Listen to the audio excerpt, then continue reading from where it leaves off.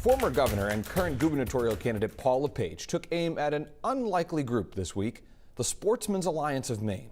LePage accused the group of pressuring him to promise he would fund a project they support in exchange for a high grade in their voter guide. But officials with SAM tell News Center Maine's David Guilford the former governor was completely wrong in his accusation and is picking a fight where there doesn't need to be one.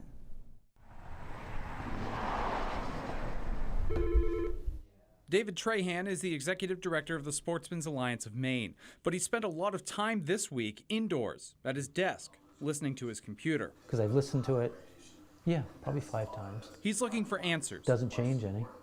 After former governor and gubernatorial candidate Paul LePage posted on Monday, accusing the influential gun rights hunting and outdoor group of pressuring him to promise money toward a project in exchange for a favorable grade in the group's election guide. To be honest with you, I was shocked. I was hurt.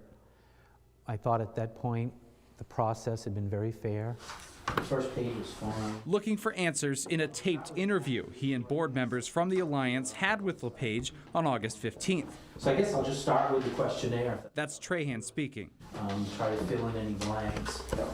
Trahan proposed the meeting after LePage filled out the group's questionnaire that they sent to candidates in statewide races. I'll start with the hatchery issue, I guess. Among a wide range of topics discussed during the hour-long interview, plans for a new fish hatchery. LePage checked undecided on the questionnaire when asked about it and its funding. He explained his position in the interview. My point is, do I support it? Of course I support the concept.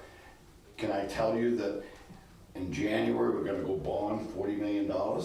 No, I can't, because I got to look at what is there, what are the key priorities at the time in which we do it. Sure. That's all it is. After the interview, Sam offered LePage a chance to revise his questionnaire. When Trahan said, LePage then called and told him to scrap it all.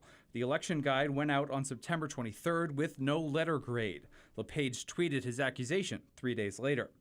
The LePage campaign told News Center Maine between the wording in the questionnaire, the interview, and a second attempt at getting the questionnaire answered, LePage felt the Sportsman's Alliance was trying to corner him into committing resources to the hatchery project. I'll be generous and say that they were inaccurate statements. Trahan and Craig Poulin from SAM's legislative arm said they were merely laying out their policy goals with no expectation of promises. They feel they need to defend their integrity against an attack from the leader of a major party, for fear the entire party might turn against them. We're really at a loss as to why we're even having to have this discussion to try to straighten out something that we don't know where it came from or why.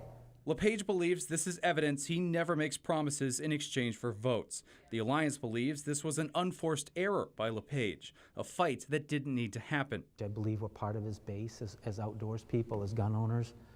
It's sort of like fighting with your family members. It doesn't seem to make a lot of sense to us politically. In Augusta, David Guilford, News Center, Maine. David Trahan from the Sportsman's Alliance said they didn't do what LePage accused them of doing, and that LePage's tweet needlessly questioned their integrity. He said their election guide has thoughtful and honest breakdowns of each candidate, including LePage, and that it's all there for its 7,000 members and other sportsmen's clubs to read. Meanwhile, the LePage campaign says he'll be happy to work with anyone if he takes office. He just won't make financial promises on the campaign trail.